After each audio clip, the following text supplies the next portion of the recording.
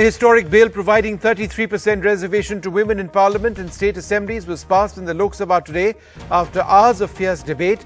It's the first time the bill was introduced and passed in the lower house. The bill was passed with the support of 454 MPs. Only 2 MPs voted against it. The bill will be presented in the Rajya Sabha tomorrow, the day 4 of this special session. Parliament saw some sharp reactions, however, to the bill in favour and against, while the former Congress chief Sonia Gandhi demanded a reservation for other backward classes and immediate implementation of the bill. Smriti Irani said her government has made women count and that women matter. What we can bring you are a couple of those reactions. How this country is governed. Of course, Lok Sabha and Vidhan Sabha, but beyond that, they are the 90 secretaries of the government of India. 90 people, secretaries, are responsible for managing the core of the government of India. And I ask myself the question, how many of the 90 people come from the OBC community? ये जो हिंदुस्तान की सरकार को चलाते हैं, जो budget को चलाते हैं, इनमें से ओबीसी कितने हैं? मैं आपको जवाब देना चाहता हूं। हिंदुस्तान के सेक्रेटरीज 90 में से सिर्फ 3 ओबीसी से हैं। और आंकड़े अगर आपको चाहिए तो मैं बता देता हूं, सुनने के लिए आप बैठे नहीं हो। भारतीय जनता पार्टी के सांसद में 29%, 85 सांसद ओबीसी कैटेगरी के हैं। कंपैरिजन करना है तो आ जाइए। और मान्यवर मंत्री भी 29 ओबीसी कैटेगरी के हैं। मान्यवर, सस्ते चुनावी वादे करना और पॉलिटिकल भाषण करना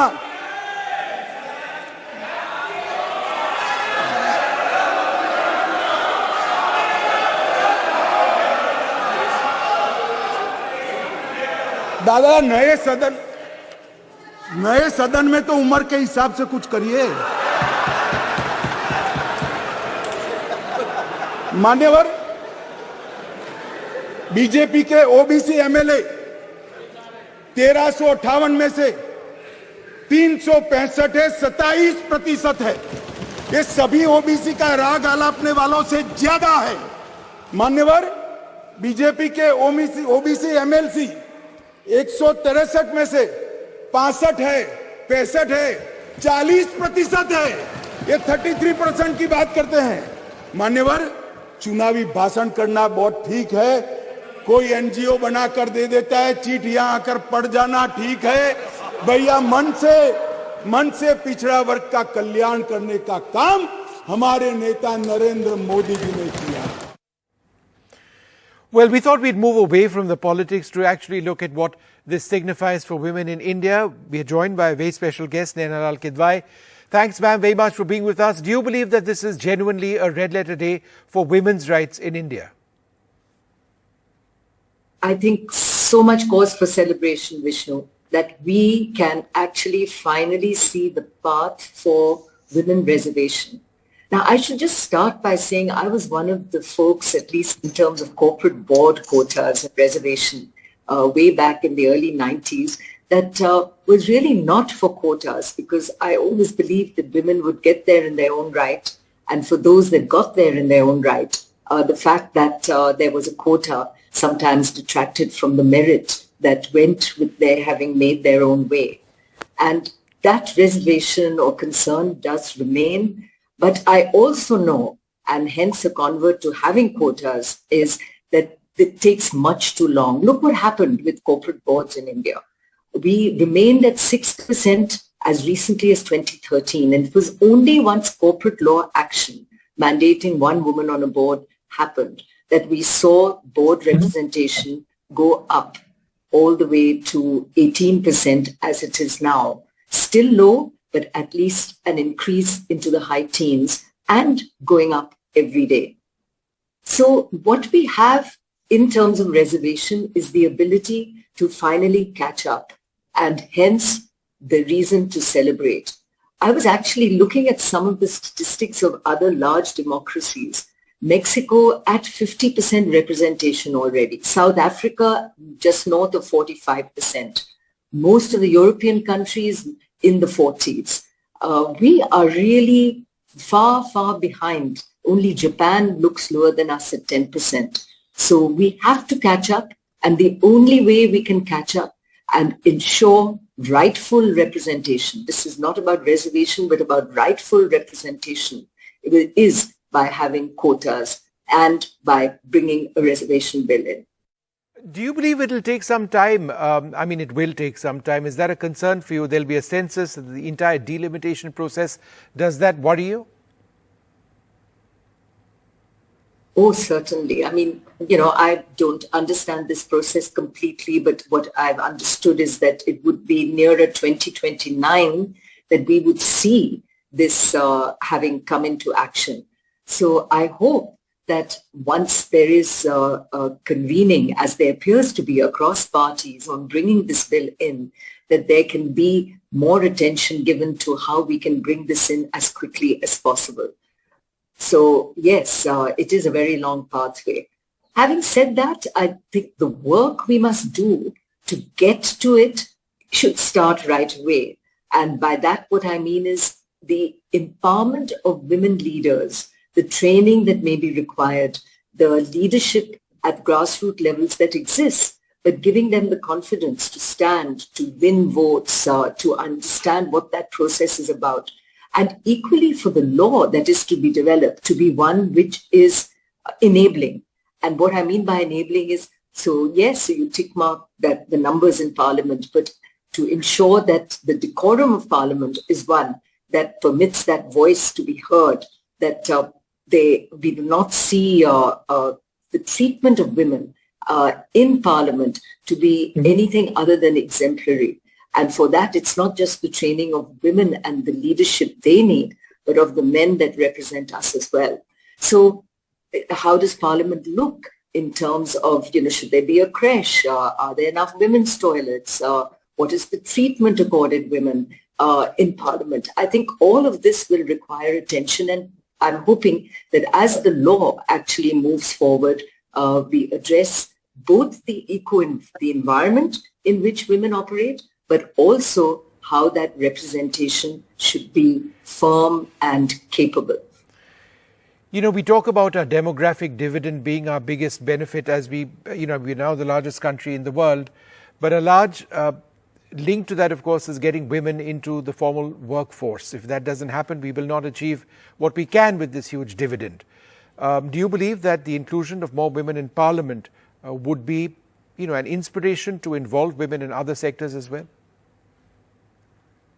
I was just looking at a study which looked at Nepal, which put in 33% reservation. And the study was about what that has done for Nepal. And the study has actually demonstrated that beyond just the 33% reservation, the role of women in society, the empowerment that came therein, the various ways in which they have measured how women are delivering and performing in society and how their role changes are all very positive. So there is no doubt that when you create this body up at the highest level, at the legislative level, that those role models in their very own ways engender a whole bunch of others to follow in their footsteps. But equally, there is a flow down of policy, and everything that happens in Parliament sees passage only through a gender lens as well. So if it is a policy on education, on health, that there is horizontally an application on what does it do for women? How does it advance the cause of women? And I think that is the change which becomes very important. So beyond the numbers, to make sure that it's the voice of women towards empowerment of women that happens, and the discipline that must come with it. Absolutely. Look, it's always wonderful speaking to you, ma'am. Thanks very much for being with us on this program. Well, we're joined now by another very special guest. Reena Dhaka joins us. Reena, how do you look at these developments in Parliament? Is it just for the benefit of our political class, or do you believe that this would have a huge benefit for women across India? So I do believe this is a red letter day for women in India, because there's been a lot of news, and I also learned that India is not the only country in the world where the women in the parliament are very marginally represented. So as I've understood, we have about 7 to 14%, I'm not sure which percentage is correct, of women elected representatives. And it's high time, folks. I understand that this will not go into action ASAP. It will take another season, I think 4 to 5 years, to get tabled in the literal sense of the word. But the process has started, and if the wheels of this journey are slow, so be it. But we have to get onto this wagon. Reena, will this be an inspiration for women in different walks of life? Yes, I believe in the sense there has to be representation from both sexes in the world we are in today, because that is the unit value of our life at core, be it a home, be it a workplace, anywhere. So similarly, in running a country or the affairs of the parliament, we must have the role of female and women representation. Yes, it is important that the people who elect the female leaders, they bring into limelight heroes who will play a big role and significant journey in our lives and the lives of many others in the times to come. One more question, Reena. Do you believe the induction of more women in Parliament will result in an improvement in the conduct of our parliamentarians? Less fighting, less screaming, more debates, more conversations, more decisions? Yesterday, I was watching from on top. They invited us to be a part of the first day of the Parliament.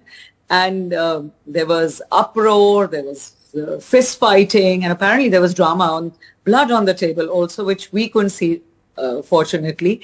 And I hope either it'll turn the women into warriors and more feisty creatures, or the men will turn around and learn how to have a more civilized code of conduct. All right, Reena, thanks very much for sharing your thoughts. It is an incredible day for India.